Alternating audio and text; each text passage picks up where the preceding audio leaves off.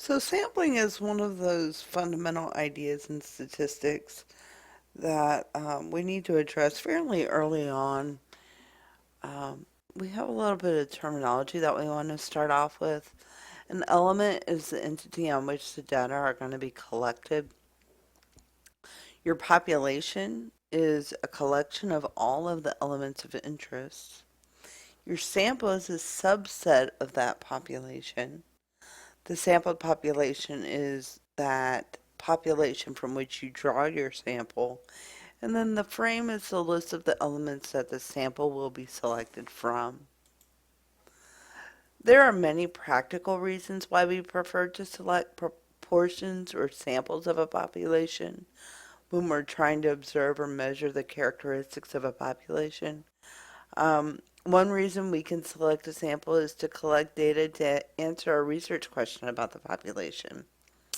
A sample results provide only estimates of the values of the population characteristics. The reason is simply that the sample contains only a small portion of the population. With proper sampling methods, the sample results can provide good estimates of the population characteristics. Here's a list of a few probability sampling methods. These are not the only methods of sampling available to a researcher. If you become involved in a major research project, I recommend that you consult books devoted specifically to sample theory and sample design. But let's start with simple random sampling. So, in an unbiased sample, all members of the population have a chance of being selected for the sample. If the population is relatively small, one could place all of the items of interest, let's say names for example, in a box and select the sample. Here we are looking at an example of the 750 Major League Baseball players at the end of the 2016 season, and we want to have a committee of 10 players formed to study the issue of concussions. So here we've got a large sample, so that could be rather time consuming to collect all the names, cut them up, put them in a box, whatnot. So what you can do is you can use a random number generator. So you can use a table like the one shown here. Oftentimes you can find them in a statistics book or different kinds of sources where you would find your statistics tables. You can use statistical software program or Excel to select a simple random sample. The formula in Excel would be equals RAND, and then you open and close your parentheses. You can even use rand between to select random numbers between a certain range.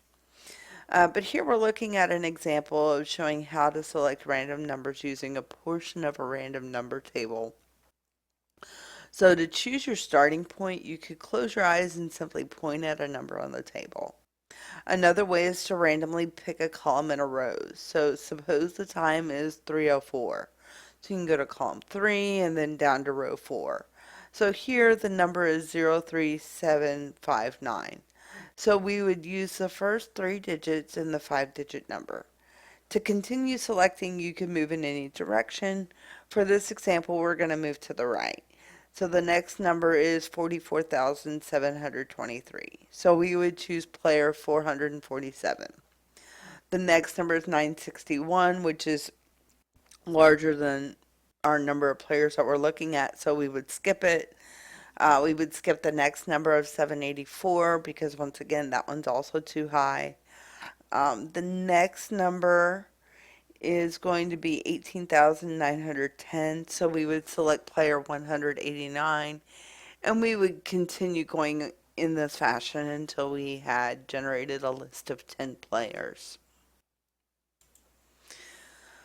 With systematic random sampling, if the sample size of, let's say, n is desired from a population containing capital N elements, we might sample one element for every capital N divided by n elements in the population. So let's say we have a population size of 200 and I want a sample size of 10. So we could go every 200 divided by 10, so every 20 elements in the population, right? And so here we would randomly select one of the first N over N elements from the population list, and then select every N over Nth element that follows in the population list. This method has the properties of a simple random sample, especially if the list of the population elements is in a random ordering. So an example would be we would select every 100th listing in the telephone book after the first randomly selected listing. With stratified sampling, the population is first divided into groups of elements where each of them are called strata. Each element in the population belongs to one and only one stratum. The best results are obtained when the elements within each stratum are as much alike as possible. So in this case, we want to have homogeneous groups. A simple random sample is going to be taken from each stratum, and then we can use different formulas to combine the stratum sample results into one population parameter estimate. The advantage of using this method is if the strata are homogeneous, this method would provide results that is as precise as simple random sampling, but with a smaller total sample size. You might set the basis for forming the strata based on department, location, age, industry type, or so forth. With clustered sampling, the population is first divided into separate groups of elements called clusters. So ideally, a cluster is a representative small-scale version of the population. So we have heterogeneous groupings. In a simple random sample of the clusters is then taken, and then all elements within each of the sampled or chosen clusters end up forming our sample. So for example, a primary application is area sampling, where we have clusters based on city blocks or other well-defined areas. An advantage of this is the close proximity of elements can be very cost effective, meaning that, we have many sample observations that can be obtained in a short period of time. One of the disadvantages of this is that this method generally requires a larger total sample size than maybe a simpler stratified random sampling. So here we have an example of residents in the 12 counties of the greater Chicago area. And so we want to determine the views of residents in this area about state and federal environmental protection policies. So selecting a random sample of residents in the region and personally contacting each one of them would be rather time consuming and expensive. So we could let the counties serve as the primary unit and select the random sample of the counties and then each of the selected county residents. So that would be a combination of cluster sampling and simple random sampling. In some types of non-probability sampling that we have that are fairly common include convenience sampling and judgment sampling. In convenience sampling, the members of the sample are included based on the availability to the researcher, such as a professor conducting research using student volunteers for a survey. An advantage to this is sample selection and data collection are relatively easy, but a disadvantage would be it's impossible to determine how representative of the population that sample is. Another type of non-probability sampling is judgment sampling. And this is where the researcher is going to use his or her judgment as to what would be the most representative sample. So an advantage of this is it's a really easy way of selecting a sample, but the disadvantage is the quality of sample results depend on the judgment of the person that's selecting your sample. So when you are conducting sampling, we do have some recommendations. Typically, it's recommended that you use probability sampling methods such as simple random, stratified, clustered, or systematic. Because for these methods, we have formulas that we can use to evaluate the goodness of the sample results in terms of the closeness of the results to the population parameters that are being tested.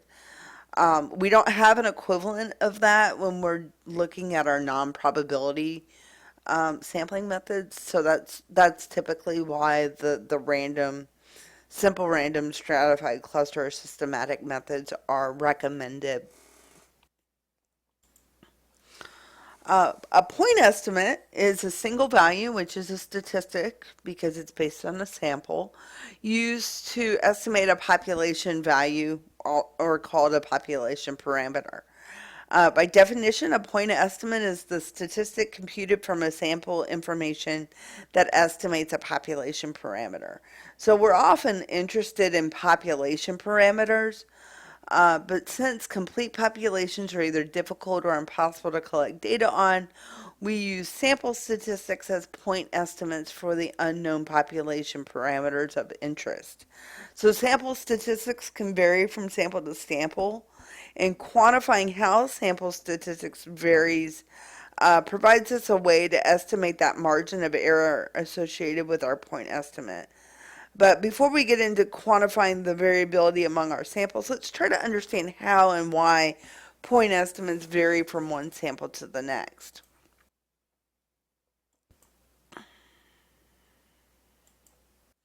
So here we have an example of the population where we have a number of rooms rented for each of the 30 days of the month in June. Okay, so the mean numbers of the room rented is 313, so that's my population mean. And so we have three random samples of size 5. One mean is 3.8, the next one's 3.4, and then the third one's going to be 1.8. So if I do 3.8 minus 3.3, I get 0.6. And then 3.4 minus 3.13 is 0.27. 1.80 minus 3.13 is negative 1.33. Okay, so notice the sampling error may be a positive value or a negative value. And so when we use the combination formula, we can find that there are 142,506 possible samples of sample size 5 within a population of 30 values. So if you sum the sampling errors for all 142,506 samples, the result would then equal 0 because the sample mean is an unbiased estimator of the population mean. And so we can expect there to be some sampling error between the sample standard deviations and the corresponding population standard deviation as well. But the big idea with point estimation is we're trying to figure out how that sample mean behaves. And, so suppose we get sample after sample finding the mean every time. And if we put these sample means into Excel, it should make a normal or a bell-shaped distribution.